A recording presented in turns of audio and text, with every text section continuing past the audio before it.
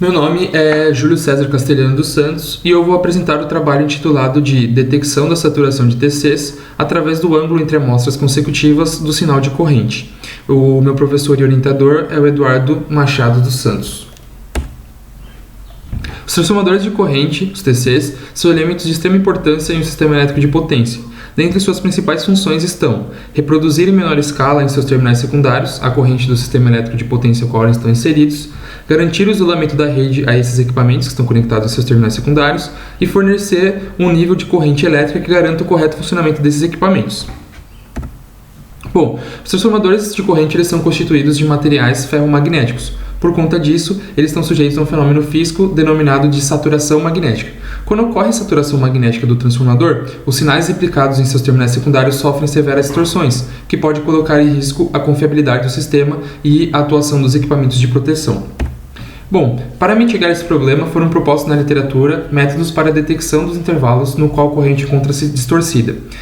Nesta pesquisa foi proposto um método que é semelhante ao método já proposto por Santos em 2010, no qual os autores levaram em consideração o ângulo formado pelo módulo da diferença entre as amostras consecutivas do sinal de corrente, de acordo com a equação número 1. Aqui estão os testes realizados.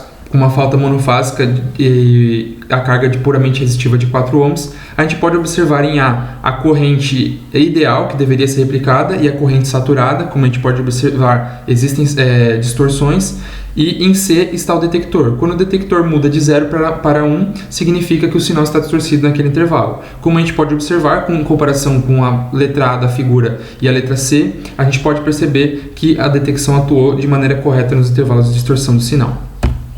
Bom, aqui a gente tem um novo teste que foi realizado, agora a carga foi aumentada para 100 ohms, o curto-circuito foi mantido o mesmo, e a gente pode perceber que a severidade da saturação foi muito maior, o sinal está muito mais distorcido, e novamente o método proposto detectou corretamente os intervalos. Conclusão: em todos os testes realizados, o algoritmo proposto ele se mostrou eficaz na detecção dos trechos que estão distorcidos. Sendo assim, ele mostra-se útil em sua atuação para a redução dos problemas causados pela saturação dos transformadores de corrente. Aqui estão as referências bibliográficas. Muito obrigado pela atenção de todos.